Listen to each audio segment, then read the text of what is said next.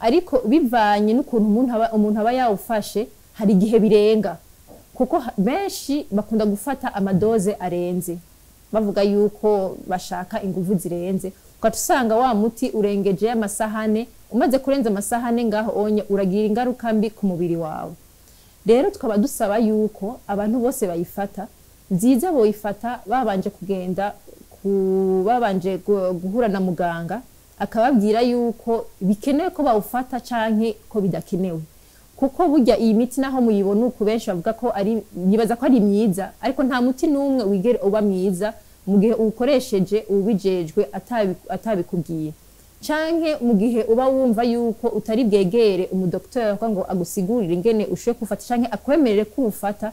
mwashobora no gushikira abakora mu mafarmasi nabo nyene bakabasigurira ukuntu muri mushoye kuufata kugira ngo ntubagirire ingaruka mbi ariko muri rusangi abantu benshi sutu badafise ibibazo byo kurangura amabanga y'abubatse twobasaba yuko iyi miti batoyikoresha gose ahubwo bo kwirukira gukoresha ibindi bintu biri plus naturel kugira ngo bishoboye kubafasha mu buzima bwabo bwa misi yose abarekuriwe kuyifata ni wa muntu abazi neza yuko afise ico kibazo cyo kurangura amabanga y'abubatse kuko hariho umuntu arivyo bita twabita mu gifaransa nka erection imugora canke ugasanga hariho nk'abandi nabo usanga naho abari kumwe n'umukenyezi wiwe usanga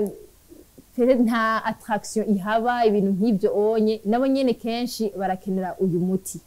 ariko byiza bofata bamaze kugenda guhura na docteur akabibemera yuko bikenewe yuko bawufasha ko bidakenewe kuko benshi baragira ingorane nk'umwe z'imitima kwa tusanga agize ikibazo kuko hari n'amaze gupfa benshi kubera iyi miti baba bayifashe batabirekure n'umudokteur abatari kure nawo muca mubumva deja ni wa muntu aba afise neza izo nguvu zo kuronga amabanga y'abubatse ariko agahurumbira iyi miti kuko benshi ubu barayiharaye gose bavuga ngo ni irabafasha ngo bashaka gukomesha mu matema abajene basigaye bakoresha ariko twoba conseilla gose yuko batoyikoresha na gato ahubwo yuko ibakoresha izo nguvu zabo bafise canke bagikaranga bagiye amapasteke hariho n'ibindi bita drumstick ubu basigaye bagurisha no ngaha anye muri ville mu gisagara twobasaba ko ivyo peut-être bokoresha hako birukiye imiti kuko nta muti numwe twovuga yuko twama dukora utagira ingaruka mbi ku mubiri ingaruka mbi ku bantu bayifata nyinshi itadiha benshi bakunda kuvuga hariho kumeneka umutwe hariho kumva ibizunguzungu kumva yuko umutima uriko uriruka gose hari n'abandi bobo umutima baca bumva nk'ukumengo ukuntu uriko uratera bitera bigabanuka urumva ufise ingaruka mbi zitandukanye rero ku muntu wewe amaze kuzimenyera hoho ingaruka mbi agira niyahe nuko